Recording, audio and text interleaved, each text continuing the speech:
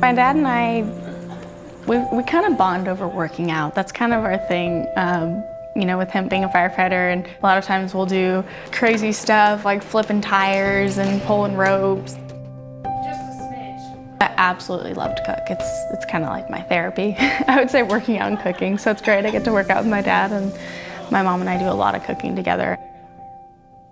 We have 4 kids in 5.5 years, and we were living on one income, and it was hard. I had multiple jobs, and hey, it's what you do to get by.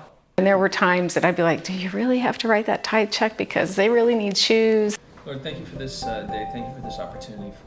He told stories about when we'd go out to eat and how he wouldn't order anything. He would just wait until everybody was done and then just eat off of what else everybody had. We always had enough money. We didn't have extra money, and hey, that's okay. Our support for Show Hope, it just seemed easy. We always go back to the same thing. Follow God's command. That was part of giving. And then do it with the right heart, and you'll be blessed. That's always an example he set for me and my siblings. Every check he got, he was always taking aside and donating to Show Hope and doing something with that. So it was just kind of an example that was set for me when I was young.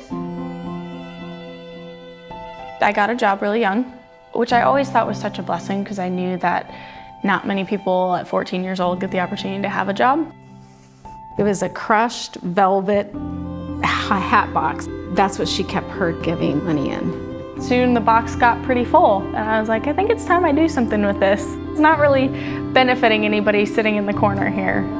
It had a lot of money, a lot. It was years, years of her saving. And she counted it out, and I think we were all like, collectively, like, I think it was over $3,000. She asked us about what we do, and I said, well, we give money to Show Hope, and this is what they do, and maybe that's what you should think about doing. I was like, all right, I want to do that. I want to donate to Show Hope. And so at the time, we actually had tickets to go see Stephen Chris Chapman perform here in Arizona, and so I was really excited, and I told my dad, okay, Dad, I'm gonna make a check, this is what I'm gonna do. And he's like, well, we actually have backstage passes, we're gonna go meet him, so why don't you take this check, hold on to it until we go, and you can personally hand it to him. Stephen looks at it and he goes, oh, that's so nice of you. And then he looks and he goes, holy smokes, what are you doing, kid? Where did you get this? What bank did you rob? He was like, we need to get this girl to China to see what's going on over there. And I had already known that they, Show Hope had set up care centers to help orphans with special needs, but I didn't actually think that I would be able to go see it, which I got really, really excited about. I was super excited.